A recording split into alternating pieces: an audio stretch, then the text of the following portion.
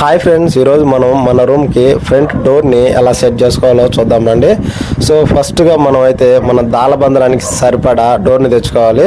So ఆ door అయితే మనకు దొరకలేదు కాబట్టి మనం వచ్చేసి హైట్ 75, వెడల్పు వచ్చి 33 ఇంచుల డోర్ని అయితే తీసుకురావడం జరిగింది. సో అది మన దాళబంధనానికి సెట్ కాలేదు.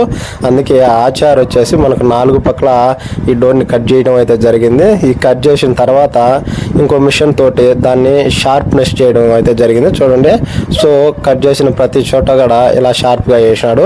దాని తర్వాత మనకు కీళ్ళకి మార్క్ అయితే పెట్టుకున్నాడు. సో మన డోర్ని దాళబంధనానికి సెట్ చేయడానికి ఈ కీళ్ళకి మార్క్ పెట్టుకొని వాటికైతే స్క్రూలు వేసేసినాడు. సో ఫైనల్గా అయితే మన డోర్ని వచ్చేసి దాళబంధనానికి ఈ విధంగా సెట్ చేసినాడు.